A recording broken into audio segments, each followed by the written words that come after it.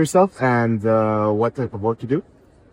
Hi, I'm Advocate Tanya Jha, and I'm a founder of the Kadira Foundation, an NGO which is primarily working in the area of intersection of law, technology, and governance. And while out of my experience of supporting and filing the case of the victim of cybercrime, primarily young girls and children, I identified that the technology, or the cyber for that matter, is a new tool for dominance and abuse.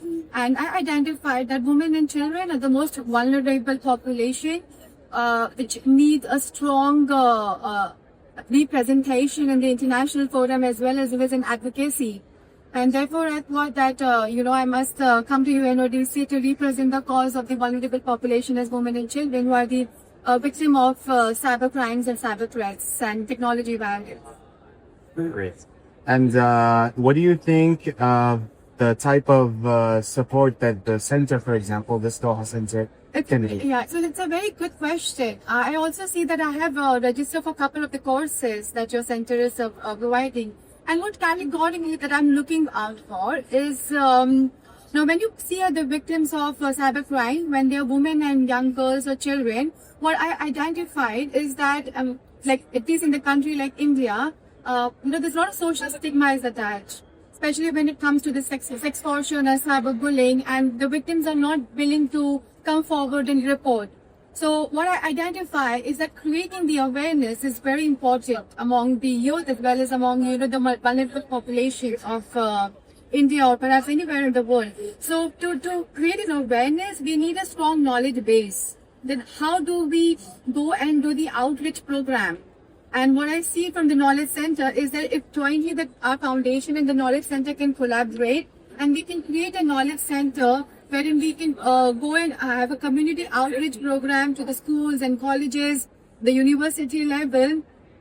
We can give them a training module of cyber hygiene, cyber threats and cyber violence, so that at least they're aware of how they need to interact with each other in the digital space.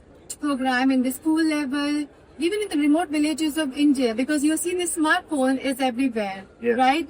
And if the smartphone is everywhere, what's obvious and the data is more cheaper than the water, which means that the technology access is even greater than availability of your water. But at the same time, these victims, the people are not aware of how this platform can be misused and can be used as a form of abuse to them.